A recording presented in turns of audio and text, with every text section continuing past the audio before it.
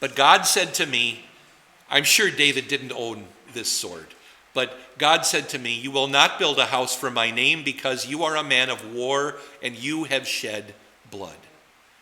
How much blood? How many nations had David conquered? Philistines, the Moabites, the Ammonites, the Archites, the Jebusites. It goes on and on. Practically the only nation that's in the list that David didn't defeat himself were the Horites, which are the cavemen who are already gone before David ever gets there. Also, on David's watch, his generals, Joab and the others, had some murders going on, sometimes of their own brothers. It's pretty hideous. If you're reading Kings and you have a scorecard, you realize he just killed his own brother, or his cousin, or something like that, or the king's nephew, and things like that going on. Yeah, let's continue here. Yet the Lord, the God of Israel, chose me from the whole house of my father to become king over Israel together, because he chose Judah as a leader. Let's just get the whole progression here on the bottom of the screen. So God chose Judah. Remember, the Lord did this. And in the house of Judah, he chose the house of my father, David's father, Jesse, right? And among the sons of my father, he took pleasure in me to make me king over all Israel. Got two names left here, though, right? And from all my sons, the Lord has given me many sons. He has chosen my son Solomon to sit upon the throne of the kingdom of who? The Lord, Christ. Yeah, the Lord of Israel. So you have this progression. It went originally Adam and Eve, right? To Noah, to Shem, although that's kind of an after-the-fact promise. And then, who is it? Abraham, Isaac, Jacob, and now we have the list: Judah, Jesse, David, Solomon, Christ. So David is concerned not with his own achievements. He could have been listing off the kings he killed, right? But what does he do? This is the legitimacy of my son. This is where this came from God. Solomon is next. That's David's concern. Why would that be such a big deal? Yeah, it shows law and gospel. Also, although we don't have a mention of it, like I said, we just got done with Adonijah's rebellion, and David wants to be sure nobody else is going to go after the throne after he dies. This is it. Adonijah's rebellion wasn't even over yet. In fact, Adonijah was not put to death in David's lifetime. Solomon allowed him to live. It was only after, I'm talking too much about Adonijah, let's leave that for next time. But he'd be killed later on for continuing the rebellion. He said to me, this is God talking to David, Solomon, your son, is the one who will build my house and my courtyards, because I have chosen him for myself as a son. I will be his father. I will establish his kingdom forever if he is committed to keeping my commandments and my ordinances, as is happening today. So I'm thinking ahead to when this is written in the days of Ezra and Nehemiah, because that's when Chronicles ends. And the people had not always remained faithful to all of this. But they've just come back from the exile when this is written, when they're getting this message: we're still the people of God. So God forgives the repentant sinner. The message is God is with us. He was with Solomon. God will preserve us. Did the people already know? I mean, I know we're not there in the story yet, but did people know that Solomon had problems later on? Sure, they knew. They recognized that. But still the people of God. Now, in the sight of all Israel, the assembly of the Lord, and in the hearing of our God, keep and seek out all the commandments of the Lord your God. Isn't that an interesting line? Seek out the commandments of the Lord your God. So don't just keep what you know, but make sure that you know all of them. Keep looking into the Word. Keep looking. So you may possess the good land and live in it as an inheritance for your children after you forever. The word forever in Hebrew is pronounced olam, like O-L-A-M. Can we say olam together? Olam. And it really means time that can't be measured. Sometimes it gets translated as forever, but it really means sort of unmeasurable, unbounded time, a really, really long time. Does that mean that the Jews must possess Palestine for forever and ever? No, it doesn't. It means that David is praying that the people would live in it as an inheritance. And really, for how long? What really mattered? From David, who's to Christ. Yeah. And what was God's judgment on Israel after they rejected Christ? Yeah, you're out. And so the land, the second temple was brought down. The land is destroyed. The Romans had the audacity to rename Israel. Do you know what the word Palestine means? The Romans gave it that name. Have I told you that? No.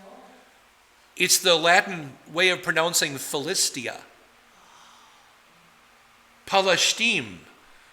So Palestine, the land of the Philistines. What a slap in the face to Israel. To say, who are your most vile enemies? We're going to call the country by that name now. And why did the Romans call it by that name? Well, that's where their boats landed.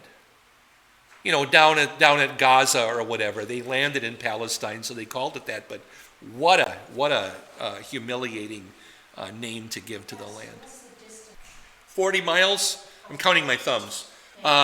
Something like that. Yeah. Jerusalem is one thumb, 10 miles about from the top of the Dead Sea over to the west. And there are about 4 more thumbs on any scale map, I'm going to say, to get to Philistia. It's not very, Israel's pretty tiny. If you count the land on the other side of the Jordan and everything that went all the way up to Mount Hermon and everything, all of Israel fits inside of Minnesota. But if Apple Valley, do you know where Apple Valley is? If Apple Valley is Jerusalem, New Ulm would be Beersheba, the southernmost limit. And you know what?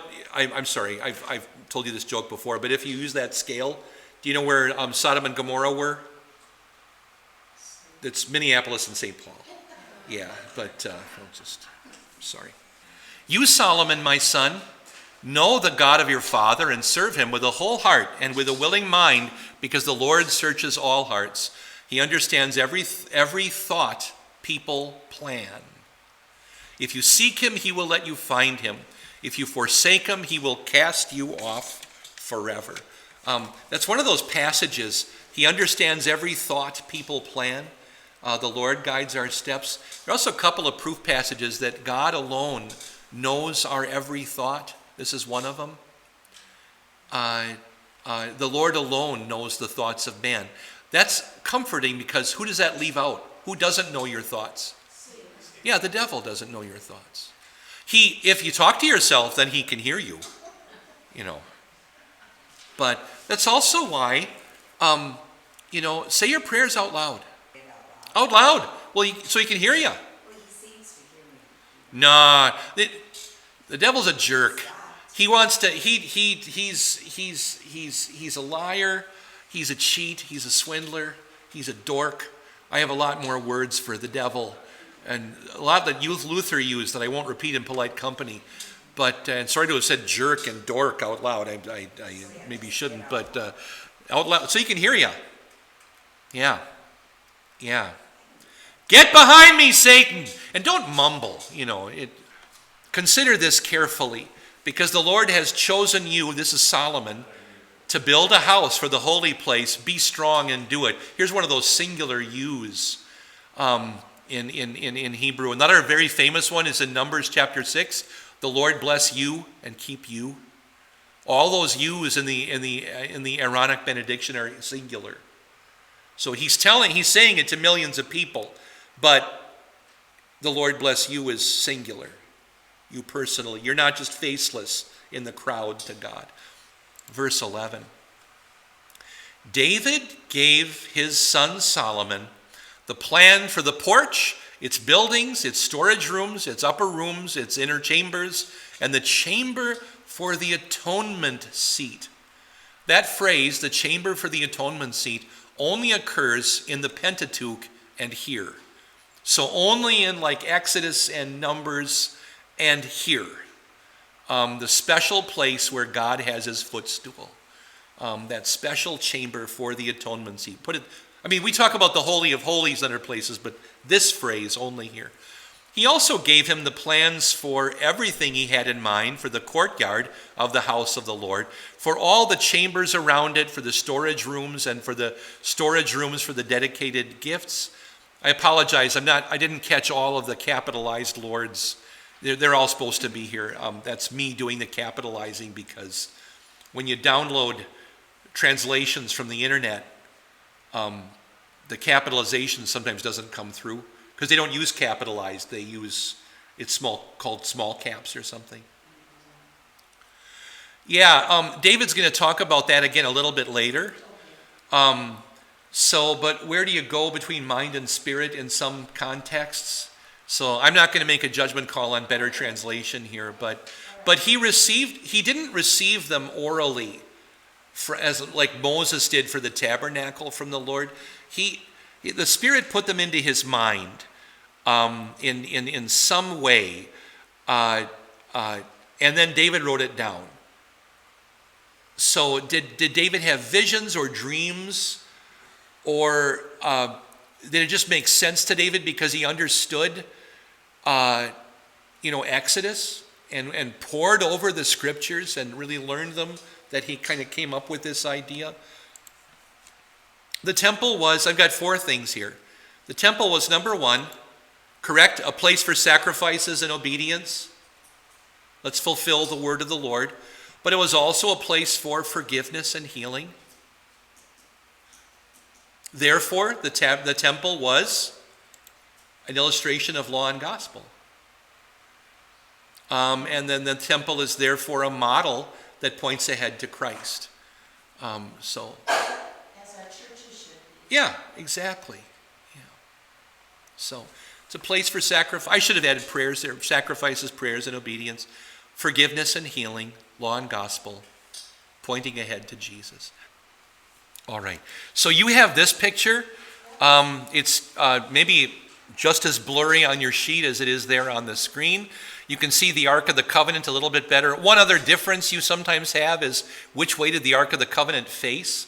The Jews usually talk about, in the tabernacle at least, the poles stuck out the curtain.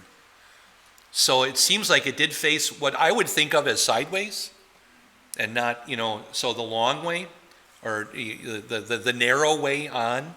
That seems like it's maybe correct. Also, can you see maybe the priest inside? And by the way, since he's got a pretty robe, it's the high priest.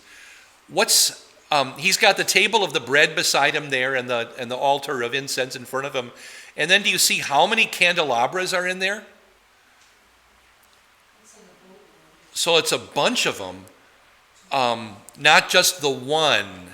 And yet, when the temple was attacked by the Babylonians and they carried it away, and in their picture, or rather the Romans, I'm sorry, not the Babylonians, but the Romans, they carved an image of the lampstand in the triumphal arch in Rome, and there's only one. There aren't several of them. So I don't know if the artist here thinks that it wasn't enough light, or would it have been too big, or whatever it was. But you also have, if you can see, one of the pillars is cut away. You can see that the main doors are they're also louvered doors, bifolds. So wood overlaid with gold and then swinging. There better have been a pretty good mechanism and hinge on top, or they would have been mighty heavy. But if you have a good hinge, nothing is too heavy to push with your hands. It just swings. Never my closet, but other, where stuff works. In your houses, I'm sure it's all good. I'm going to skip a little bit. There's a lot of stuff David prescribed, including the weights for everything, and the lampstands, so forth. There was a gold lampstand and some silver lampstands. The table of the showbread, there are also silver tables. I'm not sure what they were for. But everything was designed very carefully by David. And then look at this list. Meat hooks, sprinkling bowls, pure gold pitchers, each gold bowl, each small silver bowl. David had everything planned out, designed. This is how much it'll weigh. Probably the specs, tall, deep, what the depth and draft is of everything.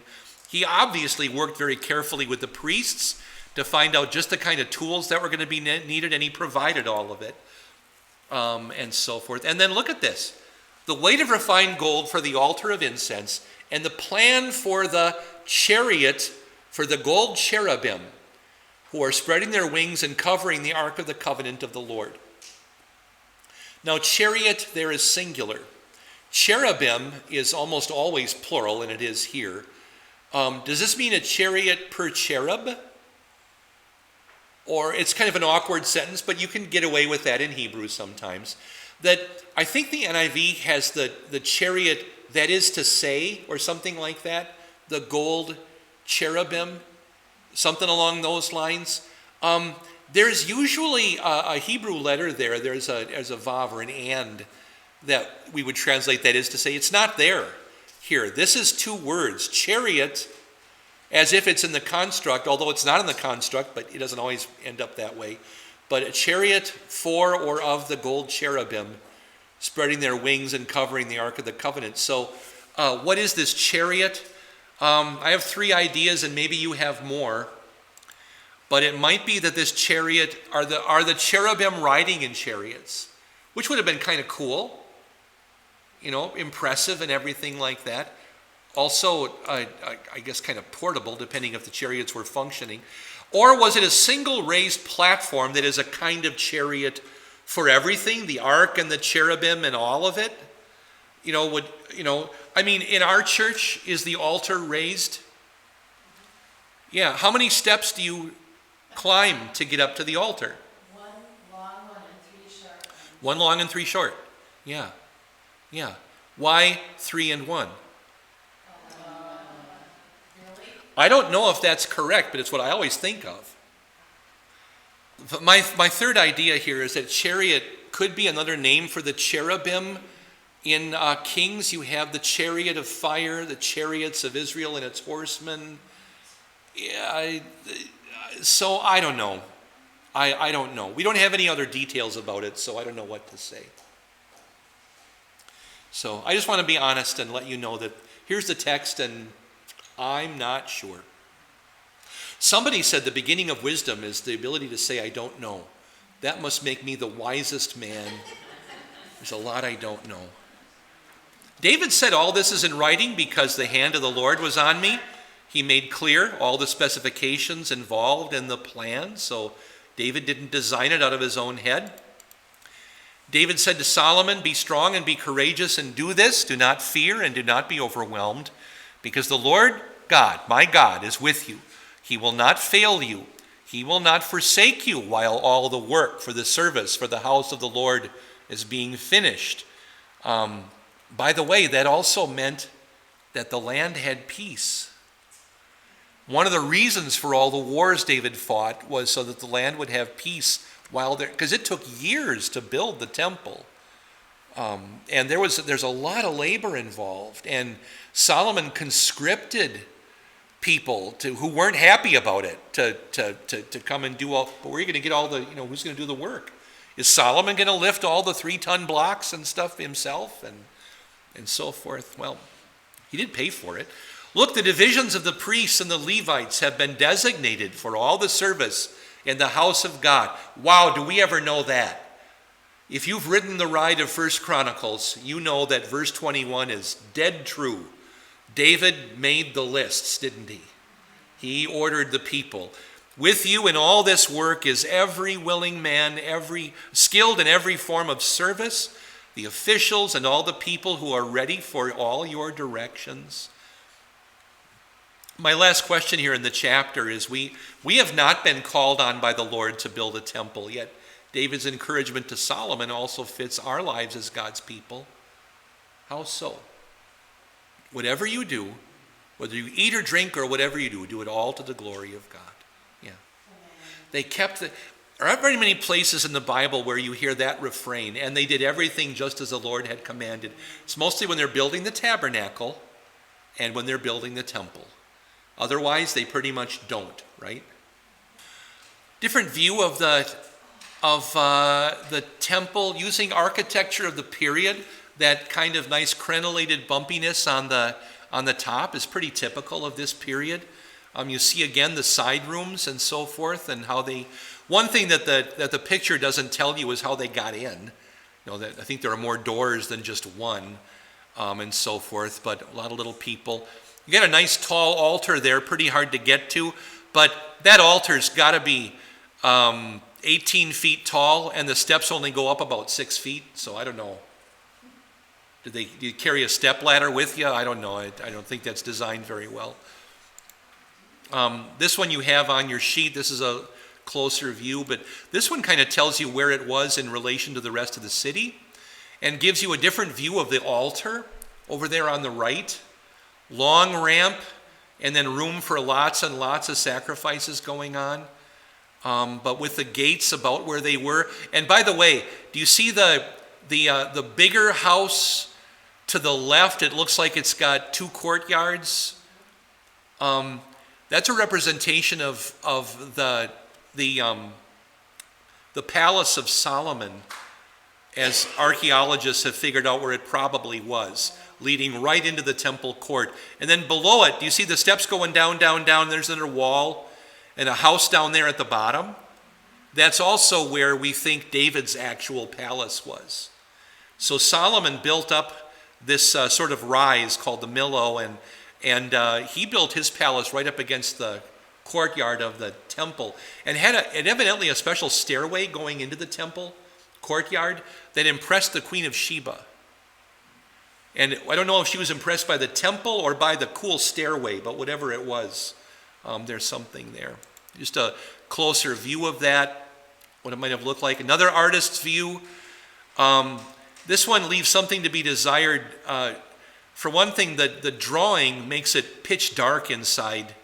Also, if that's a wall on the far edge where the stairs of the altar go down, there's no room to maneuver next to the altar to get up the stairs. It's like the terrible positioning of the downstairs steps in my house. There's not enough room in my house for my stairs. So they're not built at a regulation slope. So for 20 years, my back's been getting worse and worse, going up and down my terrible basement steps that are too steep. So anyway. Here are those pillars just standing out in the middle of nowhere. Different way of looking at it. Also, the Holy of Holies on ground level on the left. I kind of like that version. Over on the right, or in the middle rather on the right, the blue circles around that really tall altar. I don't know if I want to carry a slaughtered bull all the way up those stairs. Well, it's a young man's job. These are actual, and Ezekiel's picture of the temple had the left-hand altar with the tiers, but that never got built. Solomon's altar is probably the gold one, that's about the size of it, which is why I said you could probably have 9 or more, or 16 fires going on up there. And then you have different altars of various kinds. There's a guy standing looking at a rock that's probably the kind that Abraham or Jacob used. And then a little pile of stones. Jacob may have done that. Then there's one with horns on it, kind of the white one there. This is what it actually looks like. It was discovered at Beersheba. It's been filled in with some pieces, but the lighter stones are the actual stones that have been discovered. And so the altars did have horns. Why? Well, for one thing, to pour out the stuff, and for another thing, to hold the sticks and the wood while the animal was being burned. The horns of the altar, that's where the sacrifices are made. I want the blood that's been poured out to the Lord. I want my hands to be there, so my blood is shed to the Lord also. If you're going to kill me, you're going to kill me right here. Well, that's in Abraham's time. Don't dress the stones. For this altar, they did. In fact, God said, make the thing of bronze. So, yeah, dress. But here at Beersheba, they evidently, and I don't know though if this is an altar to the Lord. It could also be an altar to a false god. But they all seem to follow this pattern of these horns on the edges. You've been listening to Invisible Church, the Bible study podcast from St. Paul's Lutheran Church, New Ulm, Minnesota.